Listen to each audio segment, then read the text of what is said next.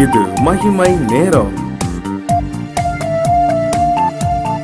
மகிமை டிவி நேயர்களை அன்புடன் வாழ்த்துகிறேன். மகிமை நேர நிகழ்ச்சிக்கு உங்களை அன்புடன் வரவேற்கிறேன். நாம் தொடர்ந்து கிறிஸ்து ஏன் மரித்தார் என்ற தலைப்பின் கீழே தியானித்து வருகிறோம். ஒவ்வொரு நாளாக இந்த 7 நாட்களாக ஏன் கர்த்தர் இயேசு மரித்தார் என்ற கேள்வியை கேட்டு நம் 7 விதமான காரியங்களை நாம் கற்றுக்கொண்டு வருகிறோம். முதலாவது நாளிலும் கூட நம்ம பாவங்களுக்கு பரிகாரம் செலுத்த அவர் மரித்தார், சுயத்திலிருந்து நம்மை பிரித்தெடுக்க மரித்தார், நம்மை நீதிமான்களாக்க மரித்தார், பாவ கரையை எடுத்து போட அவர் பாவ தீட்டிலிருந்து சுத்தப்படுத்த நம்மை மரித்தார், உலகத்திலிருந்து நம்மை விடுவிக்க அவர் நம்மை மரித்தார் என்று சொல்லி நாம் பார்த்தோம். இன்றைக்கு தேவனிடம் நம்மை கொண்டு சேர அவர் மரித்தார். அவர் மரித்த நோக்கம் நாம் அவரோடு கிட்டி சேருவதற்காக. வசனம் சொல்கிறது 1 பேதுரு 3:8, ஏனெனில் கிறிஸ்துவும் நம்மை தேவனிடத்தில் சேர்க்கும்படி அநீதி உள்ளவர்களுக்கு பதிலாக நீதியுள்ளவராய் பாவங்களின் நிமித்தம் ஒரு தரம் பாடுபட்டார். அவர் மாம்சத்திலே கொலையுண்டு ஆவியிலே உயிர்ப்பிக்கப்பட்டார். அவர் கிறிஸ்து நம் தேவனிடத்தில் சேர்க்கும்படியாக அவர் மரித்தார். நம்மை தேவனிடத்தில் சேர்க்கும்படியாக. ஒரு சில நாட்களுக்கு முன்பதாக எங்க வீட்டிற்கு அருகே ஒரு ஒரு சின்ன ஒரு காரியம், ஒரு சம்பவம் நடந்தது. என்னன்னா, ஒரு காகம் வந்து பறந்து அப்படி கீழே விழுந்தது. கீழே விழுந்த உடனே அடிபட்டுட்டு அங்க இருக்கிற அத்தனை காக்கா கூட்டங்களும் வந்து பாருங்க, ஒவ்வொன்றாக அதை அப்படியே தள்ளி ஒரு 4 காகம் என்று சென்றது.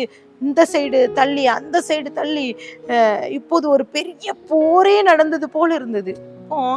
பார்த்து கொண்டிருக்கேன். அங்க பாத்தீங்கன்னா அந்த காகம் அது வந்து சடனாக முழித்து அது உயிர் பெற்றது. எல்லாம் அந்த காகம் கீழே விழுந்த அந்த காகம் உயிர் அடைந்த உடனே எல்லாத்துக்கும் ரொம்ப சந்தோஷம். அந்த காக்கா கூட்டம் எல்லாம் அவ்வளோ சத்தம் போட்டு விட்டு அங்கே கடந்து சென்றது.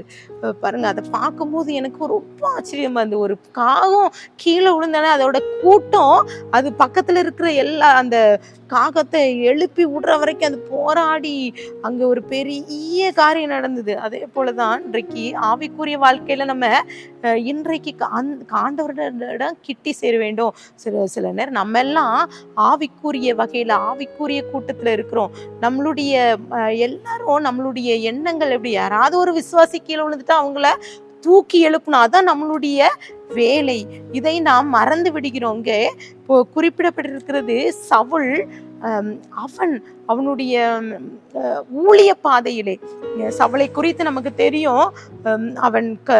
அவன் வந்து கிறிஸ்தவர்களை அழிக்கவே அவன் போராடுறான். அவன் வந்து கிறிஸ்தவர்கள் எங்கு சென்றாலும் அவன் வந்து அப்போஸ்தலர்களை சிறைப்பிடிக்க வேண்டும், அவர்களை அழிக்கணும். அவன் வந்து ஸ்தேவான் மரணத்துக்கு மிக முக்கிய காரணமே இந்த சவுல். ஆனால் இந்த சவுல் கர்த்தர் அவனை சந்திக்கிறார், அவன் மீட்கப்படுகிறான். கர்த்தருக்காக ஊழியம் செய்யும் போது அவன் விசுவாசிகளை எழுப்பி விடுகிறான்.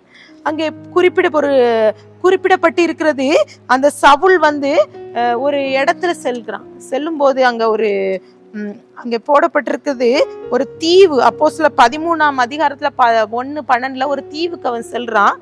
அங்கே ஒரு மாய வித்தக்காரன் இருக்கிறான். மாய வித்தக்காரன்ட்ட போய் அங்க பார்க்கிறார். அவன் வந்து யூதன். அவன் வந்து ஆண்டவராக இயேசுவை குறிச்சு அவன் பேசுறான். அவன் வந்து ஆனா அவன்கிட்ட விசுவாசம் இல்லை. அவன் தவறான காரியத்தை செய்து வருகிறான். அவன் கள்ள தீர்க்கதரிசியா இருக்கிறான். அப்போ அங்க மாய வித்தைக்காரன் இப்படி கள்ள தீர்க்க தரிசனம் செய்கிறாங்கிறத சவுல் அறிந்து கொள்றான். ஆனா அங்க ஒரு அதிபதி இருக்கிறான், செர்கியூ பவுல் என்ற ஒரு அதிபதி அங்க இருக்கிறான். அப்ப அந்த அதிபதி அந்த பவுலையும் பர்னபாவையும் அழைக்கிறான். அவங்க 2 வாயிலிருந்து வசனங்களை கேட்கணும்னு ரொம்ப பிரயாசப்படுறான். ஆனா பிரயாசப்படும் போது அந்த அதிபதி பிரயாசப்படுறத பார்த்துட்டு அந்த மாய வித்தக்காரன், அவனுடைய பெயர் வந்து எலிமாண்டு போடப்பட்டிருக்குது.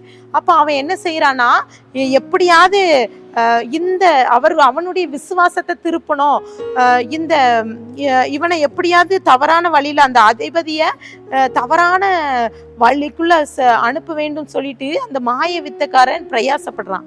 ஆனா அந்த அதிபதியோ மிகவும் விவேகம் உள்ள மனுஷன். அவன் இல்லவே இல்லை, பவுலுடைய வார்த்தையும் அவன் வாயிலிருந்து வர்ற வசனத்தை கேட்கணும்னு ரொம்ப பிரயாசப்படுறான். அங்க நடக்கிறது என்ன? அப்போது பாருங்க, அப்போஸ்தலர் 13:9 நீங்க வாசித்து பார்த்தீங்கன்னா, அப்போது பவுல் என்ன சொல்லப்பட்ட சவுல் பரிசுத்த ஆவியினால் நிறைந்தவனாய் அவனை உச்சி பார்த்து சொல்றான். உச்சி பார்த்து அந்த வசனத்தை நான் வாசிக்கிறேன். அப்போஸ்தலர் 13:10-11 பாத்தீங்கன்னா, அவன் சொல்றான், எல்லா கபடமும் எல்லா பொல்லாப்பும் நிறைந்தவனே, பிசாசின் மகனே, நீதிக்கெல்லாம் பகஞ்சனே, கர்த்தருடைய செம்மையான வழிகளை புரட்டுவதில் ஓய மாட்டாயோ? இதோ இப்பொழுதே கர்த்தருடைய கை உன்மேல் வந்திருக்கிறது. சில காலம் சூரியனை காணாமல் நீ குருடனாவா என்றார். உடனே மந்தமும் இருளும் அவன் மேல் விழுந்தது. அவன் தடுமாறி கைலாக கொடுக்கிறவனை தேடினான். அவனுக்குள்ள அவன் குருடனா மாறிட்டான். அந்த மாய வித்தக்காரன் அவனை பார்த்து பரிசுத்த ஆவினாலே பவுல் பார்க்கிறான். இதை பார்த்த அந்த அதிபதி கண்டு அதிர்ந்து போகிறான். அவன் சொல்றான், அவன் கர்த்தரை விசுவாசித்தான். இப்போது பவுலும் பர்னபாவும் அவங்க வழியில போறாங்க. பாருங்க, அங்கே ஒரு தீவுக்கு செல்றாங்க. அந்த போற வழியில ஒரு அதிபதி அங்க ஒரு மாய வித்தக்காரனுடைய கைகள்ல இருக்கிறான். அவனை விசுவாசிக்க விடாம, கர்த்தர் கிட்ட சேர விடாம அவனை கண்ட்ரோல் பண்ணி வச்சிருக்கிறான். ஆனா பவுல் பரிசுத்த ஆவியினாலே அந்த மனுஷனை மீட்டு விசுவாசத்தை கொடுக்கிறான். பிரியமானவர்களே, இன்றைக்கு கர்த்தர் நம்மை ஆண்டவரிடம் கிட்டி சேர்வதற்காகவே மரித்தார். சில நேரங்களில் சில மனுஷங்க நம்ம விசுவாசத்திற்கு தடையா விடலாம். ஏதாவது ஒரு காரியத்துல நம்ம விசுவாசிக்க முடியாத அளவுக்கு அவிசுவாச வார்த்தைகளை சொல்லி கொண்டு இருக்கலாம்.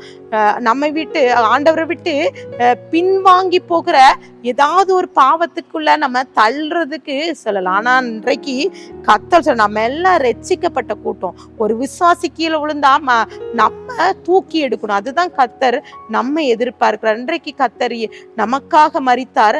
அநேக காரியங்கள் அவர் ஏன் மரித்தார் என்று நிறைய கேள்விகளை கேட்டு நம்ம பதில் சொல்லணும். இன்றைக்கு ஆண்டவரோடு கிட்டி சேருவோம், ஆண்டவர் பிள்ளையாக வாழ்வோம்.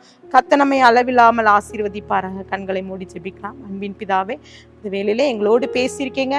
நாங்களும் கூட இன்றைக்கு அநேக காரியங்களை தவறி இருக்கிறோம் சப்பா.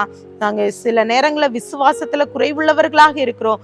மற்றவர்களை விசுவாசத்துல நாங்க வளர்த்து விடாதபடி, எங்களுடைய சப்பா அவர்களை தள்ளி விடாதபடி நாங்க சப்பா தூக்கி எழுப்ப உமக்காக நாங்க வாழ, நீங்க மரித்த நோக்கம் என்ன என்பதை நாங்க ருசித்து நாங்க உமக்காக சாட்சியாக வாழ கிருபை தாங்க. துதிகன மகிமையெல்லாம் மக்கள் ஏறடிக்கிறோம். மீட்பர் மூலம் கேட்கிற பிதாவே, ஆமேன்.